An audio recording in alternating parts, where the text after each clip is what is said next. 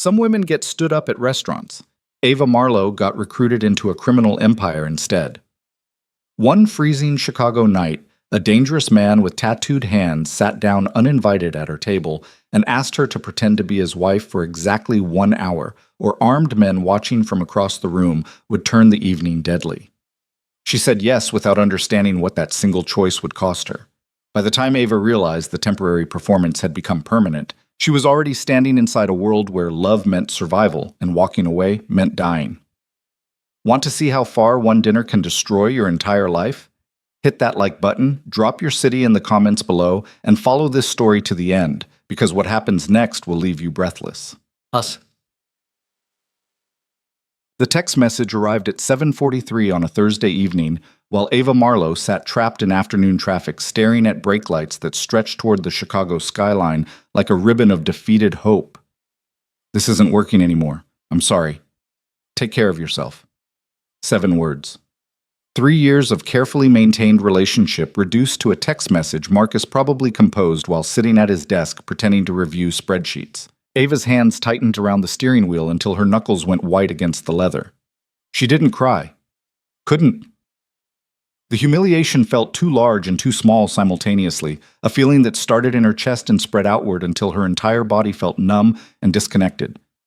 Around her, the city moved forward. Horns blared. People crossed intersections bundled against the December cold. Life continued as if nothing catastrophic had just collapsed inside her chest. She should turn around. Cancel the reservation Marcus had made weeks ago at Miral, the rooftop restaurant they'd planned to celebrate his promotion. Go home. Change into sweatpants. Drink wine straight from the bottle like a reasonable person experiencing romantic devastation. Instead, Ava drove toward the restaurant. Pride made the decision before logic could interfere. Marcus wanted her humiliated and small? Fine. She'd show up looking flawless, eat an expensive dinner alone, and walk out with her dignity intact even if it killed her. By the time she handed her keys to the valet outside Miral's marble entrance, Ava had rebuilt her composure into something resembling armor. The burgundy dress she'd chosen that morning, soft, elegant, hopeful, now felt like a costume for a performance nobody asked to see. But she wore it anyway because the alternative was admitting Marcus had the power to completely destroy her evening. The elevator carried her toward the 30th floor in silence broken only by soft classical music and the faint hum of machinery. Ava stared at her reflection in the mirrored walls. 31 years old, corporate marketing manager, practical haircut, sensible shoes replaced tonight with heels that hurt.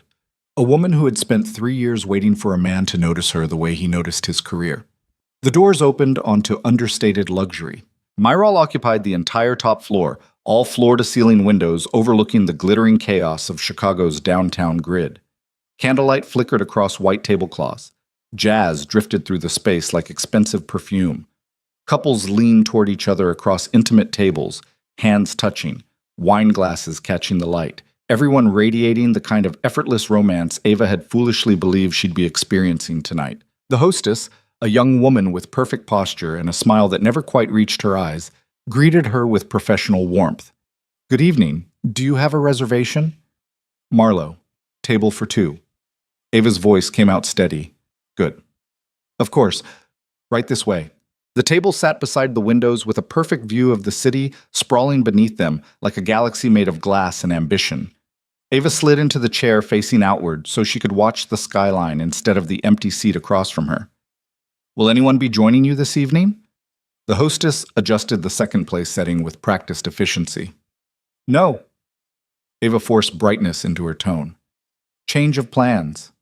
I see. Well, your server will be right with you. Alone. The word settled over the table like a physical presence. Ava ordered wine, something red and expensive that Marcus would have criticized for being too bold, and tried to look like a woman confident enough to dine alone at Chicago's most exclusive rooftop restaurant. Around her, conversations hummed softly. Laughter drifted from nearby tables. A man proposed 3 tables away and the woman cried happy tears while everyone applauded politely. Ava swallowed the bitterness rising in her throat and opened the menu without reading it. The wine arrived. She drank it faster than intended, ordered another glass. Then the atmosphere inside the restaurant changed. It happened subtly at first. A shift in energy so slight, Ava almost missed it. Conversations didn't stop exactly, but they quieted. softened. Waiters straightened their posture. The hostess touched her hair nervously. Ava glanced toward the entrance. A man stepped out of a private elevator she hadn't noticed before. Tall, maybe 6'2". Dark hair swept back from a face constructed from sharp angles and controlled intensity. He wore black, expensive suit, black shirt beneath it, no tie, and moved through the restaurant with the kind of presence that didn't demand attention so much as command it through sheer gravitational force. But it was the tattoos that made Ava's breath catch. Intricate black designs crept up from beneath his collar, disappearing along his throat in patterns that looked deliberate and dangerous. More ink decorated his hands, symbols she didn't recognize wrapping around his knuckles and disappearing beneath his cuffs. He looked like violence dressed for dinner. Two men followed several steps behind him, not waiters. Security, Ava realized. They wore suits but moved differently, watchful, tense, hands loose at their sides in a way that suggested readiness rather than relaxation. The man in black scanned the restaurant with dark eyes that cataloged everything in seconds. His gaze passed over Ava without pausing, then continued toward a corner table partially hidden behind a decorative screen. Ava turned back toward the windows and tried to steady her heartbeat. She didn't know who he was, but she understood instinctively that he operated in a world completely separate from hers. A world where men wore violence like expensive cologne and power moved through rooms ahead of them like a warning. Her food arrived. She ate mechanically, tasting nothing. Then a shadow fell across her table. Ava looked up. The man in black stood beside her chair. Up close, he was even more unsettling, not because he looked threatening, but because he didn't. His face carried a strange calm, the kind of expression that came from complete control rather than effort. "I'm sorry to interrupt your dinner." His voice was low, accented slightly, Korean maybe, and impossibly steady. "But I need a favor." Ava's hand tightened around her wine glass.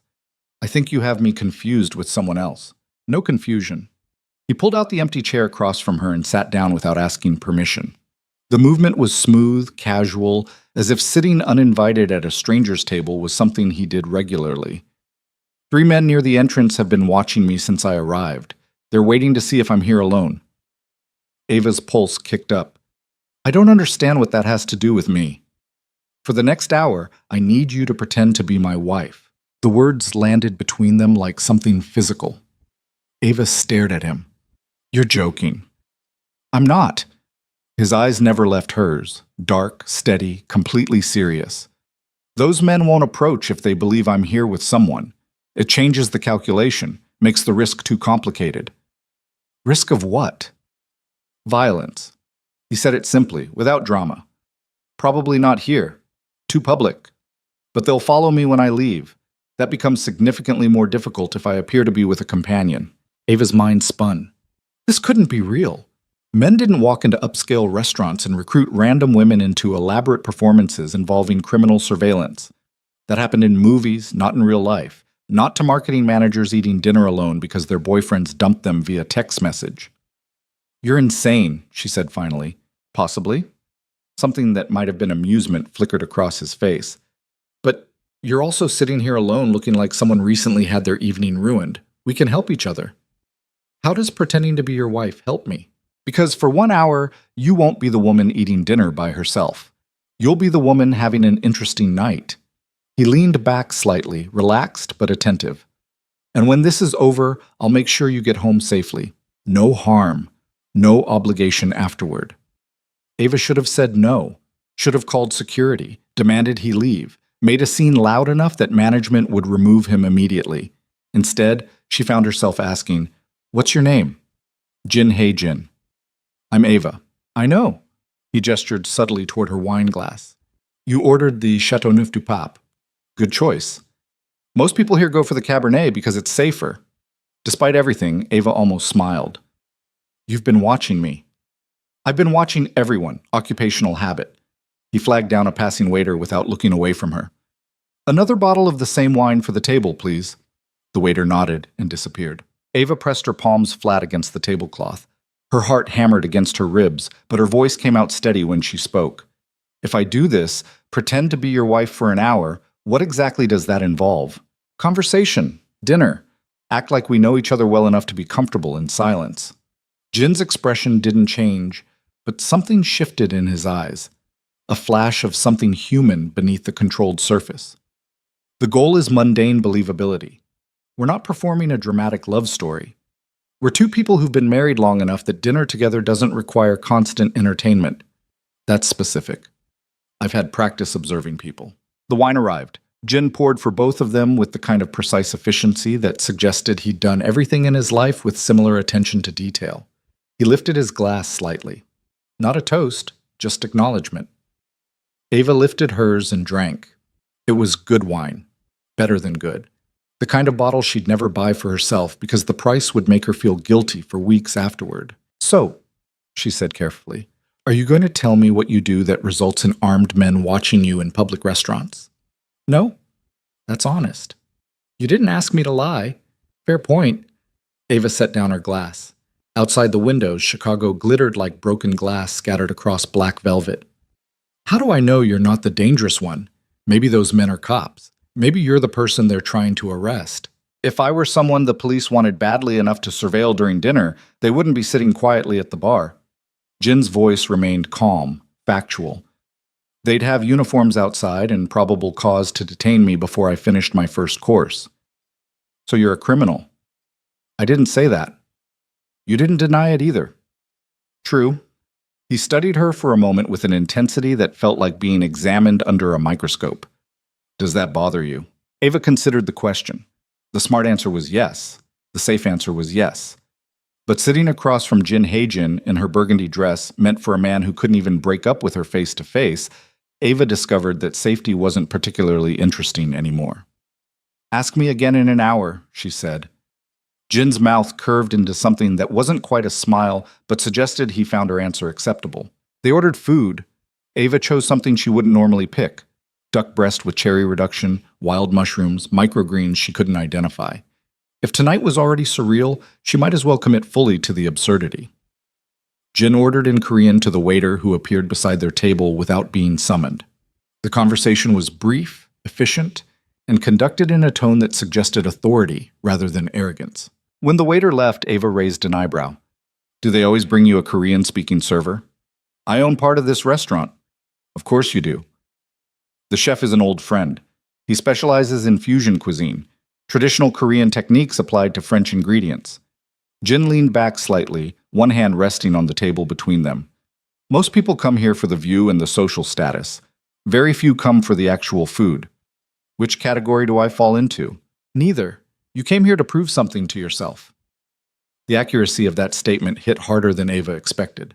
She took another sip of wine to cover the sudden tightness in her chest. "And what are you trying to prove?" "That I can sit through dinner without three men deciding to make it complicated." "Is it working?" Jin's eyes shifted subtly past her shoulder toward the bar area. His expression didn't change, but Ava felt the tension in him sharpen, like a blade being drawn. "For now." The food arrived in courses. Each plate was a work of art, colors and textures arranged with surgical precision, flavors that unfolded in layers. Ava ate slowly, hyper-aware of every movement, every word, every shift in Jin's attention. They talked, not about his business or the men watching from across the restaurant. Instead, Jin asked questions that felt dangerously perceptive. What did she do for work? Marketing, corporate branding campaigns for tech companies. Boring but stable. Did she enjoy it? A pause. Then honesty. Not particularly. What would she rather be doing? Architecture. She'd started that degree before switching to something more practical. Why the switch? Money, family pressure, fear. Jin listened without interrupting, without offering empty encouragement or unsolicited advice. He simply absorbed the information as if her abandoned dreams mattered enough to pay attention. "You're good at this," Ava said after a while. "The conversation part. Making this feel almost normal. People are patterns. Once you understand what they need, interaction becomes simpler." That sounds lonely. Something flickered across Jin's face, gone too quickly to identify, but present long enough to feel real. "Loneliness is a choice. I made mine a long time ago." "And you're satisfied with it?" "Satisfaction implies I expected something different." He refilled her wine glass without being asked. "I operate in a world that doesn't allow room for regret. You adapt, or you disappear." That's bleak. It's honest. The hours stretched into 90 minutes, then 2 hours. Ava stopped tracking time and let herself sink into the strange intimacy of pretending to be married to a dangerous stranger who owned restaurants and spoke about violence the way other people discussed weather. Around them, the restaurant began to empty. Couples settled their checks. Waiters cleared tables. The jazz shifted from energetic to melancholy. Jin's attention never wavered from her completely, but Ava noticed the way his eyes tracked movement, the exit, the bar, the two security men who remained positioned near the entrance like statues carved from tension. "They're still here," she said quietly. "Yes." "What happens when we leave?" "I walk you to your car. My men follow at a distance. The three watching from the bar will decide whether escalating the situation is worth the risk." Jin's tone remained perfectly calm. "Most likely they'll choose not to. Witnesses make everything complicated." "Most likely?" "Nothing is guaranteed." Ava's pulse kicked up again. The wine and the surreal intimacy of the evening had almost made her forget that this wasn't actually a date. This was a performance designed to keep someone, probably both of them, safe from violence she couldn't see but could feel hovering around the edges of the night. Jin signaled for the check. It arrived instantly. He paid cash without looking at the total. "Ready?" he asked. "No, absolutely not." Ava was a marketing manager who spent her weekdays in conference rooms arguing about color palettes. She didn't walk out of restaurants with tattooed criminals while armed men watched from the shadows, but she stood anyway. Jin rose smoothly and moved to her side, one hand settling against the small of her back. The touch was light, professional, but it sent electricity racing up her spine. They walked toward the elevator together. The three men at the bar straightened. Ava felt their eyes tracking every step. Her breath came faster despite her attempts to stay calm. Jin's hand pressed slightly more firmly against her back, not restraining, just steadying. "Keep walking. Don't look at them." The elevator doors opened. They stepped inside. Jin pressed the button for the ground floor.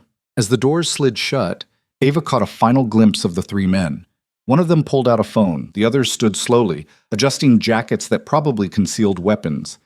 The elevator descended. Ava's heart hammered. "They're following us." "Yes." "You don't sound worried." "Worry doesn't change the situation." Jin's voice remained infuriatingly steady. "My men are already positioned outside. Yours is the white Honda in the third row, correct?" Ava stared at him. "How did you— I told you. I've been watching everyone."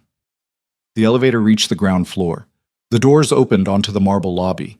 Jin's hand stayed against her back as they walked toward the entrance.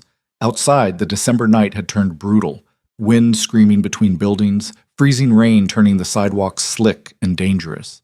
Ava's breath fogged in the cold. The valet appeared immediately with her keys. Jin's two security men materialized from opposite directions, flanking them without a word. Behind them, the restaurant's entrance doors opened. The three men from the bar stepped out into the night. Everything slowed down. Jin's hand moved from Ava's back to her waist, pulling her closer. She smelled expensive cologne and something underneath it, gunpowder residue maybe, or just the sharp metallic scent of adrenaline. One of Jin's men stepped forward, positioning himself between them and the approaching threat. He said something in Korean, low, clipped, final. The three men stopped walking. For a long moment, nobody moved. Wind howled. Freezing rain drummed against the pavement. Chicago's downtown lights glittered through the weather like distant stars. Then one of the three men, the one in front, smiled slowly. He said something in Korean that Ava didn't understand but felt in her bones anyway. A threat. A promise. Jin replied in the same language. His tone stayed calm, but the words carried the weight of absolute certainty. The three men exchanged glances. Then slowly they turned and walked back toward the parking structure. Ava's legs felt weak. She gripped Jin's arm without meaning to. He looked down at her. "You did well." "I didn't do anything." "You didn't panic. That matters more than you think." He guided her toward her car, hand still steady against her waist. "Drive straight home. Lock your doors. Don't stop anywhere tonight." "What about you?" "I'll be fine." "That's not reassuring." "It's the truth." Jin opened her car door. Ava slid behind the wheel, hands shaking as she gripped the steering wheel. He leaned down slightly, one hand on the door frame. Up close, his eyes looked tired beneath the controlled surface. "Thank you for tonight. I'm sorry if it frightened you." I'm not sure frightened is the right word. What word would you use? Ava thought about it. The wine, the conversation, the strange intimacy of pretending to be someone's wife, the adrenaline still racing through her veins as dangerous men walked away into the Chicago night. Alive, she said finally. I felt alive. Something shifted in Jin's expression. Not surprise exactly. Maybe recognition. Drive safe, Ava Marlowe. He closed her door. Ava started the engine and pulled out into traffic. In her rearview mirror, she watched Jin standing beneath the restaurant's entrance lights, hands in his pockets, utterly still while his security men converged around him. The three men from the bar were nowhere visible, but she knew they were out there somewhere in the darkness. The performance was over. The normal world rushed back in. Streetlights, traffic signals, the ordinary chaos of a Thursday night in downtown Chicago. Ava drove home on autopilot, her mind spinning through everything that had just happened. She'd sat across from a criminal, drank his wine, pretended to be his wife, helped him avoid whatever violence had been hovering around the edges of their dinner. And the worst part, the absolute worst part, was that she hadn't felt this focused, this present, this genuinely interested in anything for months, maybe years. Marcus had ended their relationship with a text message that morning. By midnight, Ava barely remembered his name. She parked in her apartment building's underground garage and took the elevator to the 7th floor in silence. Her reflection stared back at her from the mirrored walls. Same burgundy dress, same practical haircut, but something in her eyes looked different, sharper, more awake. Her apartment felt too quiet after the intensity of the restaurant. Ava kicked off her heels, poured another glass of wine, and stood at the window overlooking the city. Chicago glittered beneath her like a circuit board. Somewhere out there, Jin Hae-jin was probably dealing with the aftermath of whatever situation she'd helped him avoid. Somewhere out there, 3 dangerous men were making plans. Somewhere out there, the criminal underworld she'd only glimpsed tonight continued operating in shadows most people never saw. And Ava had walked straight into the middle of it for no reason except pride in a stranger's request. Her phone buzzed. She picked it up expecting Marcus, an apology, an explanation, something pathetic and too late to matter. Instead, she found a text from an unknown number. Your wine is excellent. Sleep well. Jay. Ava stared at the message. Her hands started trembling again, but not from fear this time, from something else entirely. Something that felt dangerous and exhilarating in equal measure. She should delete it. Block the number. Pretend tonight had been nothing more than a surreal detour on the way home from humiliation. Instead, she saved the contact. And when she finally went to bed hours later, Ava dreamed of dark eyes and tattooed hands and the strange weight of pretending to be someone's wife, when the truth was she had no idea who she actually was anymore.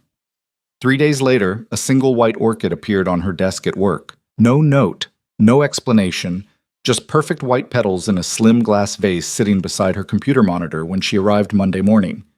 Ava's assistant noticed it immediately. Oh, that's gorgeous. Anniversary gift? Something like that, Ava heard herself say. The orchid stayed on her desk for a week. Then another appeared. Then another. Each one delivered mysteriously while she was away from her desk. During meetings, lunch breaks, coffee runs. Nobody saw who brought them. Security footage showed nothing useful. But Ava knew. 2 weeks after the dinner at Moral, her phone rang during a particularly boring budget meeting. Unknown number. She excused herself and stepped into the hallway. Hello? Ava Marlowe. Jin's voice came through the line, steady and calm, as if 2 weeks of silence between them was perfectly normal. I hope I'm not interrupting. I'm in a meeting.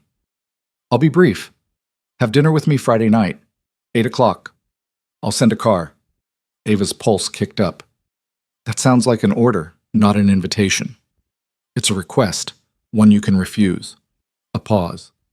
But I'm hoping you won't. She should refuse, should establish boundaries, protect herself. Remember that this man operated in a world that ended with violence and surveillance and men following him through parking structures. Where? She asked instead. Somewhere you've never been. Somewhere I think you'll appreciate. That's vague. Trust is built through uncertainty. That's a terrible philosophy. And yet you're still considering saying yes. She could hear the faint trace of amusement in his voice. 8 o'clock Friday. The car will arrive at your building. If you're not there, I'll understand. He ended the call before Ava could respond. She stood in the empty hallway staring at her phone. Around her, the office hummed with fluorescent normalcy. Copy machines, keyboards clicking, someone laughing in a distant cubicle. The ordinary world continuing as if nothing had shifted. But something had shifted. Ava felt it in her chest, in her hands, in the way her entire body hummed with anticipation instead of dread. Friday night arrived too slowly and too quickly simultaneously. Ava changed outfits 4 times before settling on a black dress that split the difference between elegant and understated. She told herself this was casual curiosity, professional networking with an interesting person, nothing more. At 7:58, her phone buzzed. "The car is waiting outside." Ava grabbed her coat and went downstairs. A black sedan idled at the curb. The driver, one of Jin's security men from the restaurant, opened the rear door without speaking. Ava slid inside. They drove east through downtown Chicago, then turned onto streets Ava didn't recognize.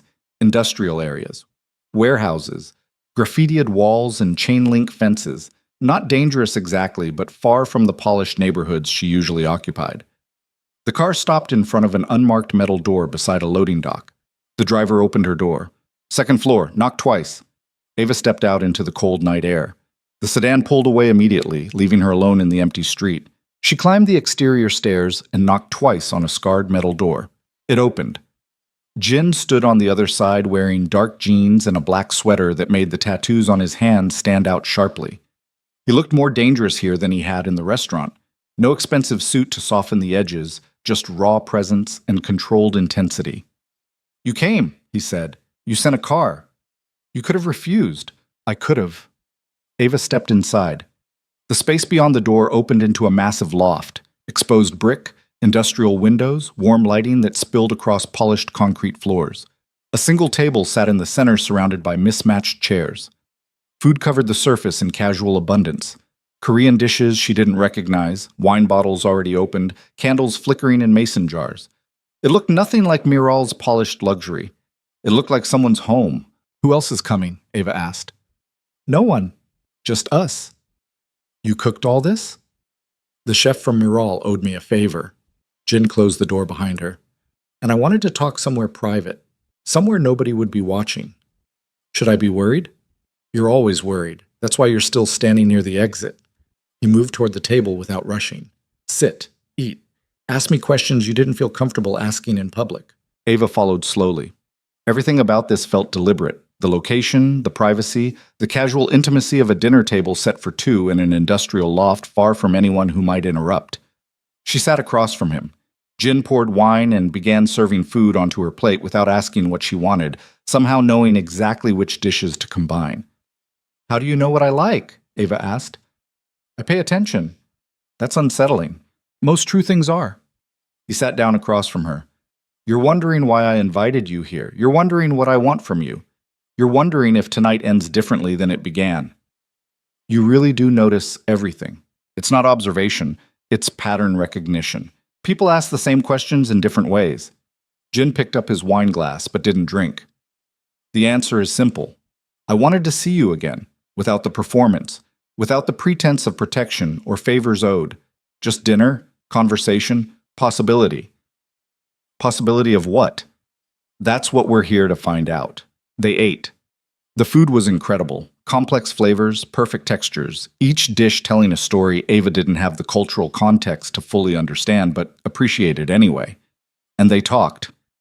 This time Jin answered her questions. Carefully, selectively, but honestly. He'd grown up in Seoul. Came to Chicago 15 years ago. Built something from nothing through connection, strategy, and willingness to operate in spaces most people avoided. He didn't specify what that meant, but Ava filled in the implications easily enough. "You're asking me to tell you I'm a criminal," Jin said at one point. "The answer is yes and no. I operate businesses that are legal. I work with people who aren't. I've done things I can't undo and wouldn't apologize for even if I could."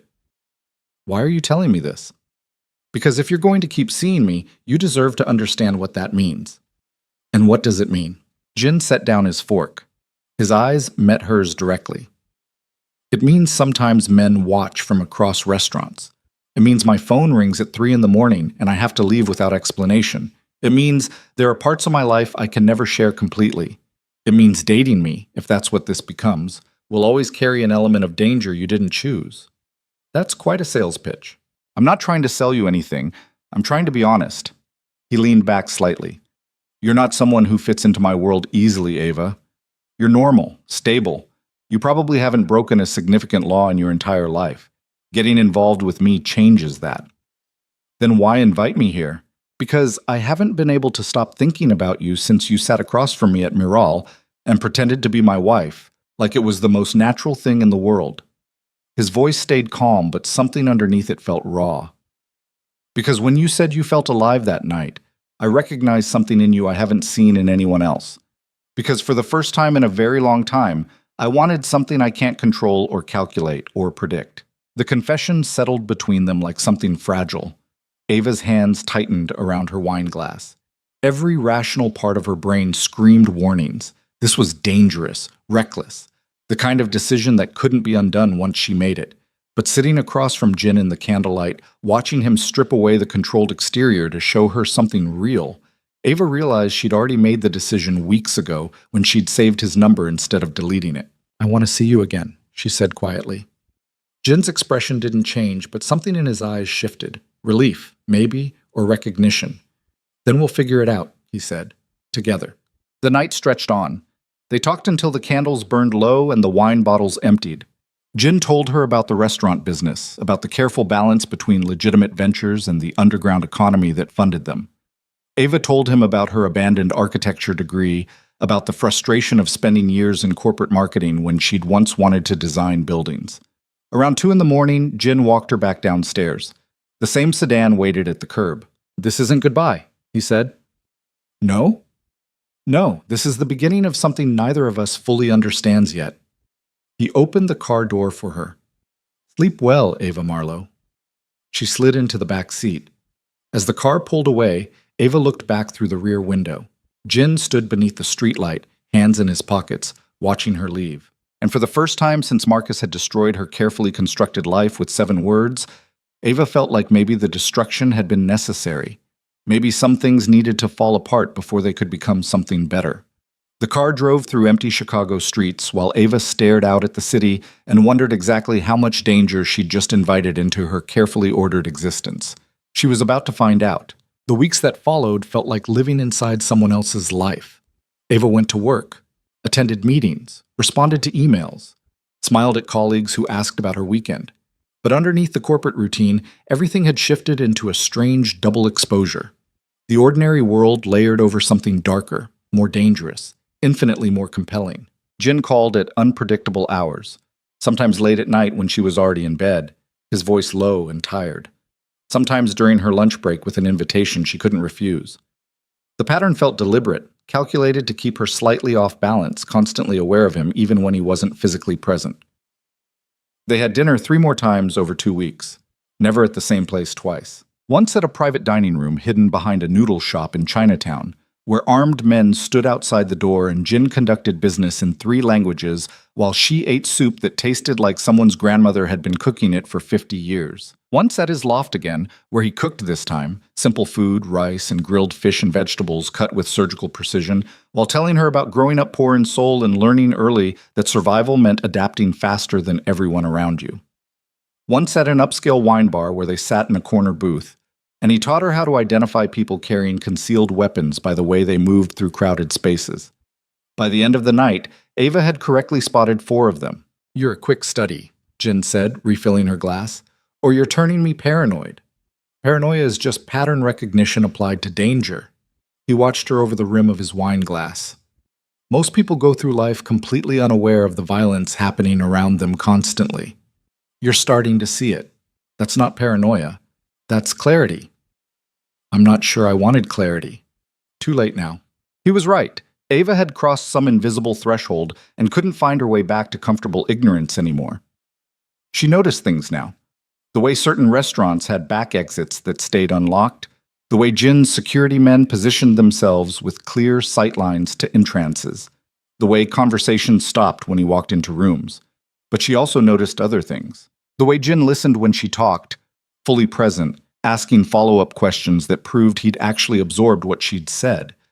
The way he remembered her coffee order after hearing it once. The way he touched her, careful, deliberate, as if she were something valuable that required protection. Marcus had spent 3 years barely noticing her. Jin noticed everything. It should have felt invasive. Instead, it felt like finally being seen. The orchids kept appearing. Every Monday morning, a fresh one on her desk. Ava's assistant eventually stopped asking about them. The flowers became part of the landscape. Beautiful, mysterious, impossible to explain. Then one afternoon during a marketing presentation, Ava's phone buzzed. She glanced down expecting a text from Jin. Instead, she found a message from an unknown number. "We know about you. Stay away from him or consequences will follow." Ava's blood went cold. She excused herself from the conference room and stepped into the hallway, hands shaking as she read the message again. No signature, no additional context, just a threat delivered casually between bullet points about brand positioning. She called Jin immediately. He answered on the first ring. "What's wrong?" "How did you, you never call during work hours. Something happened. Tell me." Ava read him the message. Silence stretched on the other end of the line. Not empty silence, but the kind that felt heavy with suppressed violence. "Where are you right now?" Jin's voice had shifted into something flat and dangerous. "At my office, 5th floor, marketing department." "Go to your desk. Act normal. Don't leave the building until I call you back." "Jin, do exactly what I just said, Ava. I'll handle this." The line went dead. Ava stood frozen in the hallway. Around her, the office hummed with ordinary corporate chaos. Someone arguing about a deadline, a printer jamming, laughter from the break room. Normal life continuing while everything inside her chest twisted into panic. She returned to the conference room, sat through the rest of the presentation without hearing a single word. Her mind kept replaying the message. Stay away from him or consequences will follow. Who sent it? How did they get her number? What consequences? 2 hours later, Jin called back. "I'm downstairs," he said. "Come down now. Bring your things." "I can't just leave."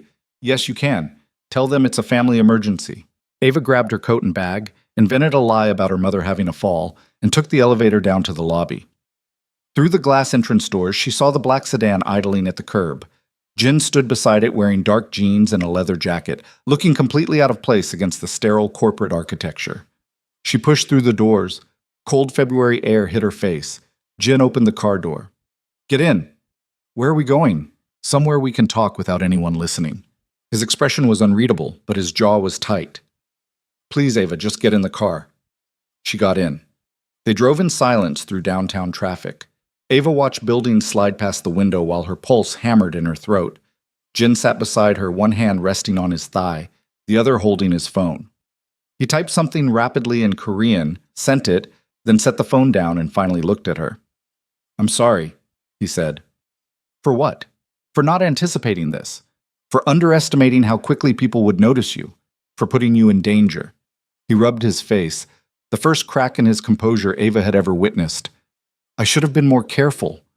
"Who sent that message?" "I don't know yet, but I will." The certainty in his voice was absolute. "There are people who watch me constantly.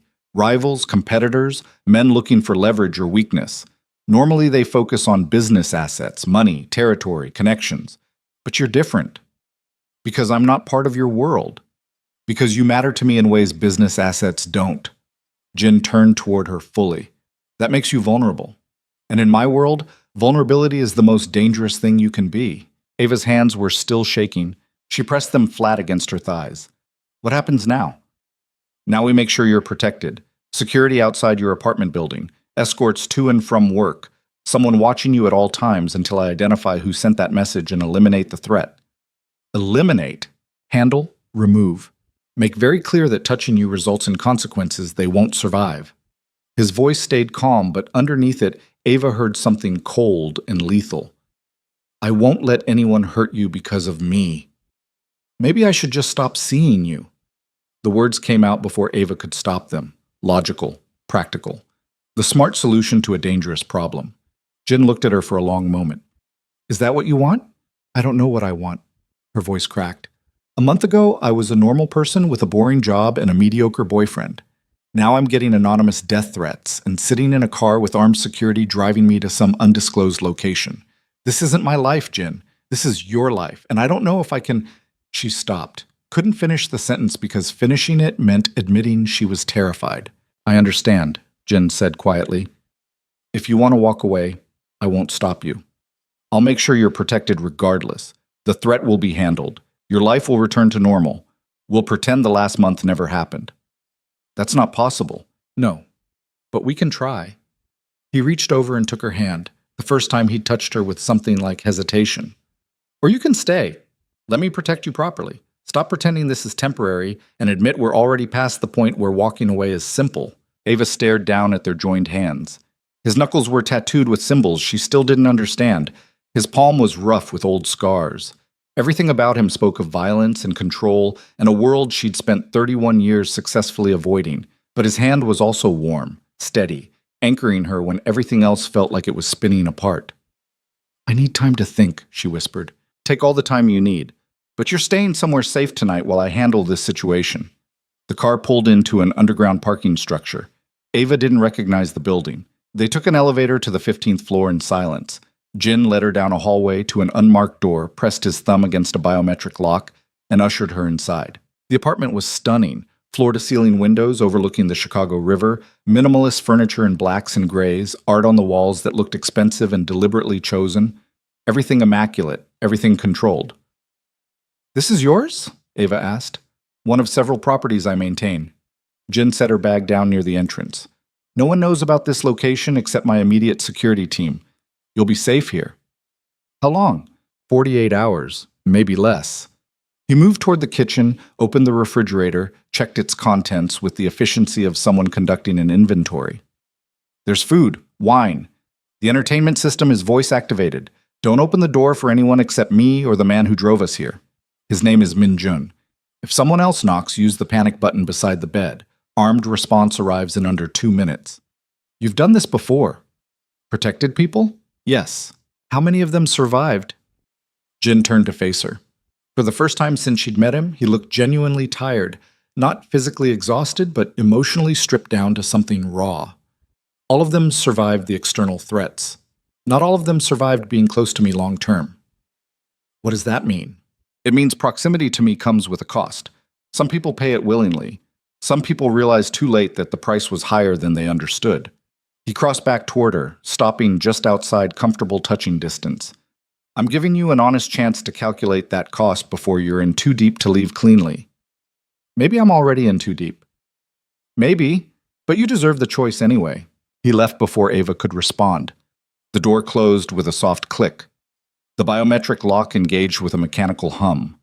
She was alone in a stranger's apartment 15 floors above Chicago, while armed men dealt with threats she couldn't see. Ava walked to the windows.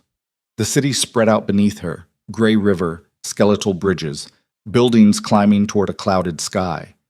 Somewhere out there, Jin was hunting whoever had sent that message. Somewhere out there, dangerous men were making calculations about her value as leverage. Her phone buzzed. Another message from the unknown number. Hiding won't help. We know where you are. We know everything. Ava's stomach dropped. She stared at the screen, pulse racing. How did they know? She'd been in this apartment less than 10 minutes. Nobody had followed them. Jin had been careful. Unless they were lying. Unless this was psychological warfare designed to make her panic. She called Jin immediately. What's wrong? He answered before the first ring finished. They sent another message. They said they know where I am. Silence. Then, read it to me exactly. Ava repeated the message word for word. They're guessing, Jin said, trying to make you feel exposed. If they actually knew your location, they would have included specific details to prove it. Stay calm, stay inside. I'm 20 minutes away. From where? From making sure this stops. The line went dead again. Ava paced the apartment. 20 minutes felt like hours. She checked the locks twice, tested the panic button without pressing it, a small red button mounted beside the bedroom door, innocent and terrifying simultaneously. Her phone buzzed again. This time it was a photo. Her office building, taken from across the street. Recent. The timestamp showed this afternoon, less than an hour before she'd left work. The message below it read, "Run to him all you want. We'll still find you." Ava's hands went numb. She dropped the phone. It hit the hardwood floor with a crack that sounded too loud in the silent apartment. Someone was watching her, following her, documenting her movements. The threat wasn't abstract anymore. It was real, immediate, personal. She pressed the panic button. Within 90 seconds, Min Jun burst through the door with his weapon drawn, followed by two other men Ava didn't recognize. They swept the apartment with military efficiency, checking rooms, testing windows, speaking rapidly in Korean through earpieces. "You're safe," Min Jun said in accented English. "Stay away from windows." Ava backed into the corner of the living room, heart hammering so hard her ribs hurt. The security team positioned themselves strategically, one by the door, one near the windows, Min Jun standing between her and any potential threat. 10 minutes later, Jin arrived. He moved through the door fast, eyes scanning the room until they landed on Ava. Something in his expression cracked when he saw her pressed into the corner, pale and shaking. He crossed to her in 3 strides and pulled her against his chest. "You're okay. You're safe. I'm here." Ava's hands fisted in his jacket. She couldn't speak, couldn't breathe properly. Everything felt like it was collapsing inward. Jin said something sharp in Korean to his men. They filed out immediately, closing the door behind them. Then he guided Ava to the couch and sat beside her, one arm around her shoulders, solid and anchoring. "Show me the messages," he said quietly. Ava retrieved her cracked phone from the floor and handed it over. Jin scrolled through the messages, his jaw tightening with each one. When he reached the photo, he stared at it for a long moment before setting the phone down carefully on the coffee table. "This is my fault," he said. "It's not." "It is." His voice stayed low but carried an edge Ava had never heard before. "I let myself get distracted.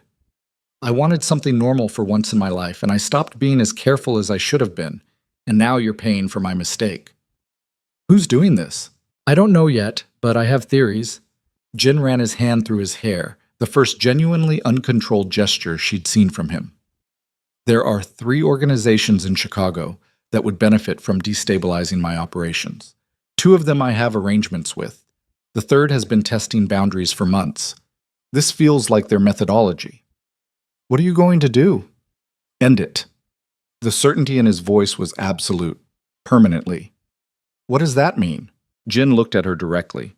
"It means I'm going to find whoever is threatening you and make very clear that continuing poses more danger to them than it could possibly be worth. And if that doesn't work, I'm going to eliminate the problem completely." "You mean kill them?" "If necessary." The casual way he said it should have terrified her. Instead, Ava felt something else, a dark, primal satisfaction that someone was finally willing to meet violence with violence on her behalf. Marcus had never even raised his voice to defend her. Jin was prepared to kill for her. "I don't want you to do something you can't take back," she said carefully. "I've done plenty of things I can't take back. This won't be the first." He turned toward her fully. "But I need to know if you can live with what that means. Not in theory, in practice. Because once I handle this the way I know how, there's no pretending I'm anything other than what I am." "And what are you?" "A man who survives by being more dangerous than the people trying to hurt him." No apology in his voice, no shame, just brutal honesty.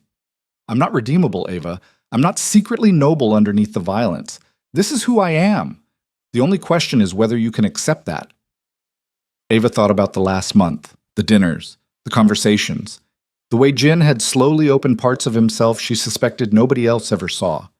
The gentleness beneath the control, the exhaustion beneath the power. She thought about Marcus texting her a breakup from his desk. She thought about 3 years of being invisible to someone who claimed to love her. She thought about feeling alive for the first time in years because a dangerous man sat down across from her and asked for help. "I can accept it," she whispered. Something shifted in Jin's eyes. "You're sure?" "No, but I'm staying anyway." He kissed her then, fast, desperate, like a man who'd been holding back for weeks and finally lost the ability to maintain control. Ava kissed him back just as hard, her hands in his hair, his arms around her waist, both of them breathing too fast and holding on too tight. When they finally broke apart, Jin pressed his forehead against hers. "I won't let anyone hurt you." "I know. And when this is over, we're going to have a long conversation about what happens next. About whether you actually want this life or if you're just running from your old one. Maybe I'm doing both. That's what I'm afraid of." He pulled back slightly, thumb brushing along her jaw. "But right now, I need to go handle this situation. Stay here. Don't leave. Don't open the door for anyone except Min Jun." "How long will you be gone?" "However long it takes." He stood, already shifting back into the controlled, dangerous version of himself. "Try to sleep. I'll call you when it's done." He left without looking back. Ava sat alone in the silent apartment while night fell over Chicago. Hours passed. She couldn't sleep, couldn't eat, just paced between the windows and the couch while her mind spun through every possible outcome. At 2 in the morning, her phone rang. Jin's name on the screen. She answered immediately. "Are you okay?" "I'm fine. It's handled." His voice sounded tired. "You won't receive any more messages. The people responsible have been educated about the consequences of threatening you." "What does educated mean?" "You don't want details." "Yes, I do." A long pause. Then, "I found the man who sent the messages. He was hired by a rival organization to gather intelligence and apply pressure. I explained that you were off limits. He disagreed. We reached an understanding through less diplomatic means. His employers have been notified that any further action toward you will result in a war they won't survive." The message was received. "Is he alive?" "Does it matter?" "Yes." "Then yes, he's alive. Damaged, but breathing." Another pause. "Are you disappointed or relieved?" Ava pressed her free hand against her stomach. "I don't know." "That's honest." She heard the faint sound of traffic in the background. "I'm heading back now. We'll talk more when I get there." "Jin?" "Yeah?" "Thank you for protecting me." "You don't need to thank me for that. It's not optional." His voice softened slightly. "Get some rest, Ava. The worst part is over." But he was wrong. The worst part was just beginning. Because 3 days later, on a gray Saturday afternoon, while Ava was finally starting to believe life might return to normal, everything changed. She was at a farmer's market near her apartment. Something ordinary, something safe, surrounded by crowds and families and vendors selling organic produce. Just trying to feel normal again after days of looking over her shoulder constantly. Then a man approached her between the vegetable stalls. Mid-40s, unremarkable face, wearing a jacket too heavy for the weather. He smiled pleasantly. "Ava Marlowe?" Her blood turned to ice. "I don't know you." "No, but I know you, and I know Jin. Hey, Jin." He stepped closer. Not threatening, just present. He thinks he handled the situation. He thinks his warning was sufficient, but he underestimated how valuable you've become. "Stay away from me." Ava backed up. People moved around them, completely unaware anything was wrong. "I'm not here to hurt you. I'm here to deliver a message." The man reached into his jacket. Ava's heart stopped. She turned to run. "Relax." He pulled out a phone, showed her the screen. "Just look." The photo showed Jin standing outside an industrial building Ava didn't recognize. The angle suggested surveillance from a distance. Professional. Recent. "We've been watching him for months," the man said conversationally, "long before you entered the picture. But you've made things interesting, given us leverage we didn't have before." "What do you want?" "For you to understand that Jin Heijin is not invincible, and neither are you." He pocketed the phone. "What happens next depends entirely on his choices. Tell him Viktor Kozlov is finished waiting. Tell him the debt will be paid one way or another." "I don't understand." "You don't need to, just deliver the message." The man smiled again, empty, professional. "Enjoy your Saturday, Ms. Marlowe." He walked away into the crowd. Ava stood frozen between vegetable stalls while her entire world tilted sideways. Viktor Kozlov. A name she didn't know attached to a debt she didn't understand connected to a danger she couldn't see. She called Jin immediately. "I'm at the farmer's market on Ashland," she said before he could speak. "Someone just approached me. Said his name was Viktor Kozlov. Said you owe a debt." The silence on the other end stretched so long Ava thought the call had dropped. Then Jin said very quietly, "Get out of there. Now. Minjun is 2 blocks away. He'll meet you at the northwest corner. Do not go home. Do not go anywhere familiar. Just get to Minjun and let him bring you to me." "Jin, what's happening?" "Something I thought I'd buried years ago." His voice sounded hollow. "I'm sorry, Ava. I'm so fucking sorry. Just get to Minjun. I'll explain everything when you're safe." The call ended. Ava ran. She pushed through the weekend crowd, heart hammering, not looking back, just moving toward the corner Jin specified. Minjun was already there, standing beside the black sedan with the engine running. He opened the door. She dove inside. They drove fast through Chicago streets while Ava tried to catch her breath. "What's happening? Who is Viktor Kozlov?" "Someone very dangerous," Minjun said. His English was clipped, tense. "Someone Jin hoped would never find him." "Why?" Because 5 years ago, Jin killed his brother. The words hit like a physical blow. Ava stared at Minjun's reflection in the rearview mirror. What? It was justified. Self-defense. But Viktor Kozlov doesn't care about justification. He cares about revenge. And now he knows the best way to hurt Jin. Through me. Yes. The car pulled into an underground parking structure Ava recognized, the building where Jin's loft was located. They took the elevator up. Minjun stayed 2 steps ahead, one hand hovering near his concealed weapon. The loft door was already open. Inside, Jin paced like a caged animal. When Ava entered, he crossed to her immediately and pulled her into his arms so tightly she could barely breathe. "I'm okay," she managed. "He didn't hurt me. He just talked." That was a warning. Jin's voice was rough. "Next time won't be. Tell me what's happening. Who is Viktor Kozlov? Why does he think you owe him?" Jin released her and stepped back. For the first time since she'd met him, he looked genuinely afraid. Not of physical danger, but of losing something he couldn't replace. 5 years ago, I was involved in a territorial dispute, he said. Viktor's brother, Alexei, tried to expand his operations into areas I controlled. We negotiated. Failed. Things escalated. Alexei came after me directly. Ambush, assassination attempt, the works. I survived. He didn't. You killed him. Yes. No apology, just fact. It was him or me. I chose me. Viktor has spent the last 5 years trying to find a way to make me pay for that choice. He's tested me, pushed boundaries, waited for an opening, and now he's found one. Me. You. Jin's jaw tightened. Viktor operates differently than most people in this world. He doesn't just want me dead, he wants me destroyed. Emotionally, psychologically. He wants to take everything I care about and burn it in front of me before he finally kills me. So what do? I end this. Permanently. No more warnings, no more negotiations. Viktor Kozlov dies, or I do. He said it with absolute finality. But that means war. Open, brutal, destructive war that will consume everything around it. And I can't ask you to stay for that.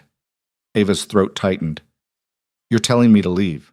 I'm telling you that staying means watching me become someone even darker than I already am. It means living under guard constantly. It means accepting that every morning you wake up, there's a chance I won't come home that night. Jin moved to the window, staring out at the city. You deserve better than that.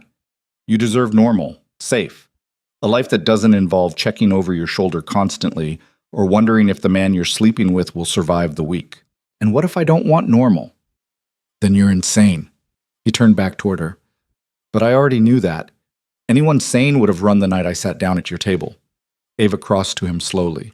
Everything in her logical brain screamed to listen to him, to walk away while she still could, to protect herself from the catastrophe she could see approaching.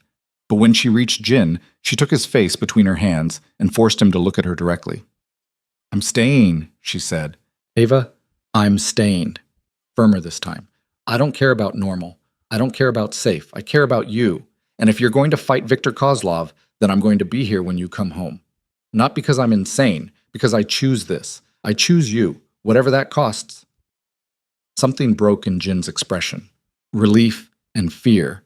And something raw that looked like hope he was afraid to believe in. He kissed her hard, hands tangled in her hair, both of them holding on like the world was ending. Maybe it was. But for the first time since a stranger had sat down at her table and asked her to pretend to be his wife, Ava understood something fundamental. She wasn't pretending anymore. This was real. The danger was real. The love growing between them was real. And there was no walking away from real once you'd finally found it, even if it killed you. The war started 48 hours later. Not with gunfire or dramatic confrontations, but with silence. The kind of silence that settled over Jin's organization like fog, heavy, suffocating, impossible to see through. Phone calls went unanswered. Contacts disappeared. Business partners suddenly had scheduling conflicts that lasted indefinitely. Viktor Kozlov was squeezing. Ava watched it happen from inside the loft, while armed men moved through the space in rotating shifts, their presence a constant reminder that normal life had evaporated completely. She couldn't go to work, couldn't go home, couldn't step outside without 3 bodyguards and a surveillance team clearing the route ahead. Jin was gone most of the time, 18, 20-hour stretches where he'd leave before dawn and return after midnight smelling like cigarette smoke and tension. When he was present, he moved differently, sharper, colder. The careful control that usually defined him had been stripped away, replaced by something more primal. "You need to sleep," Ava said one night when he returned at 3 in the morning. She was curled on the couch, pretending to watch television she couldn't focus on. "I'll sleep when this is over." Jin poured himself whiskey without turning on the lights. The city glow through the windows provided the only illumination, cold, blue, making everything look like a crime scene. "How long until it's over?" "I don't know." That's not reassuring. "I'm not trying to be reassuring. I'm trying to be honest." He drank the whiskey in one swallow and poured another. "Victor is better positioned than I anticipated. He's got infrastructure I didn't know about. Alliances I underestimated. Every move I make, he's already 3 steps ahead." Ava stood and crossed to him. "You're not alone in this." "Yes, I am. That's the problem." He finally looked at her, and the exhaustion in his eyes was devastating. "Everyone I trust is vulnerable. Everyone I care about can be leveraged. Victor knows that. He's not attacking my business. He's attacking everything around my business until I'm isolated enough to be destroyed cleanly.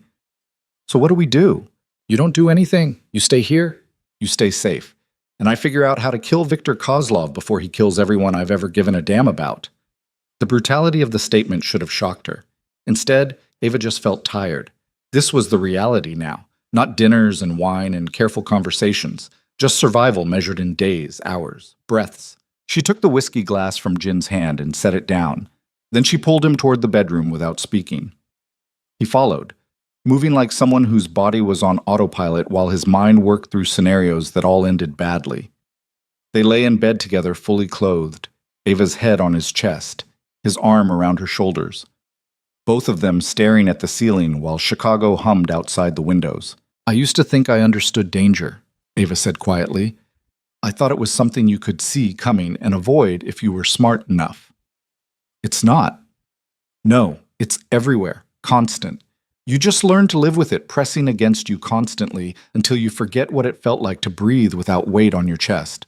Jin's hand moved through her hair, slow, rhythmic, the only gentle thing about him anymore. "You can still leave. I meant what I said. Walk away. I'll make sure you're protected, even after this is over." "I don't want to leave." "You should." "Probably." She turned her head to look at him. "But I'm staying anyway." He kissed her forehead, didn't argue. Maybe he was too tired. Maybe he needed her there more than he'd admit. They fell asleep like that. 2 people holding on while the world burned down around them. Ava woke alone. Sunlight streamed through the windows. The apartment was silent except for the muffled sounds of Min-jun and another guard talking in Korean near the entrance. She checked her phone. 10 in the morning. A text from Jin sent 3 hours earlier. "Had to handle something. Stay inside. I'll call later." Standard message, standard warning. But something felt wrong. Ava couldn't identify what exactly. Just a feeling that crawled up her spine and settled at the base of her skull like an alarm she couldn't silence. She got dressed and made coffee. Tried to distract herself with television, with her laptop, with anything that wasn't obsessively checking her phone for updates. At noon, Min-jun's phone rang. He answered in Korean, listened for 30 seconds, then his entire body went rigid. He said something sharp, urgent, then ended the call and immediately made another one. Ava stood up. "What's wrong?" Min-jun held up one hand. "Wait." His second conversation was fast, tense, his voice rising with each exchange. When he finally hung up, his face was pale. "We need to leave," he said. "Now." "Why? What happened?" "Jin's been taken." The words didn't make sense at first. Ava's brain couldn't process them. Taken. Like he was an object. Like someone had just reached out and grabbed him. "What do you mean taken?" "Ambush. 20 minutes ago. He was meeting with a contact in Pilsen. Victor's men were waiting. Min-jun was already moving, grabbing weapons from a hidden safe, checking ammunition with mechanical efficiency. They killed 3 of our people. Took Jin alive." Ava's legs went weak. She sat down hard on the couch. "Where is he?" "We don't know yet. Victor will make contact. He'll want something in exchange." Min-jun crossed to her, his expression grim. "But right now we need to move you to a secondary location. If they took Jin, they'll come for you next." I'm not leaving until I know he's alive. He won't be alive much longer if you're captured too. Victor will use you to break him, then he'll kill both of you. Minjun's voice was harsh but not unkind. Jin would want you protected. That's my job now. Let me do it. Ava's phone buzzed. Unknown number. She answered before Minjun could stop her. Ava Marlowe? The voice was accented, Russian maybe, and sounded almost friendly. My name is Victor Kozlov. I believe we have a mutual acquaintance. Her blood turned to ice. Where is he? Jin, he's with me. Alive. For now. A pause. Would you like to hear his voice? Proof of life, as they say in the movies? Yes. Rustling. Movement. Then Jin's voice came through the line, rough, strained, but unmistakably his. Ava, don't do anything he asks. Don't negotiate. Just disappear. Let Minjun... The sound of impact. A grunt of pain. Then Victor's voice returned, still pleasant. As you can hear, he's breathing. How much longer he continues breathing depends entirely on you. What do you want? Something very simple. You, in exchange for him. A trade. You come to a location I specify, alone, and I release Jin unharmed. Everyone walks away. No more violence, no more war. Just a clean exchange, and we all move forward with our lives. You're lying, perhaps. But what choice do you have? If you refuse, I kill him slowly while you listen. If you agree, there's at least a chance I'm telling the truth. Victor sounded genuinely curious, as if this were an interesting philosophical problem instead of someone's life. You love him, yes? That's what my intelligence suggests. So the question becomes, how much? Ava's hands were shaking so badly she almost dropped the phone. Minjun was making frantic gestures. No, don't listen, hang up. But she ignored him. Where? She asked. I'll send coordinates. Come alone. No weapons. No security. If I see anyone following you or detect any surveillance, Jin dies immediately. You have 2 hours. The line went dead. 30 seconds later, a text arrived with a location. An abandoned industrial complex in South Chicago, far from anything, isolated, perfect for an ambush. Minjun grabbed her arm. You can't actually be considering this. He'll kill Jin if I don't.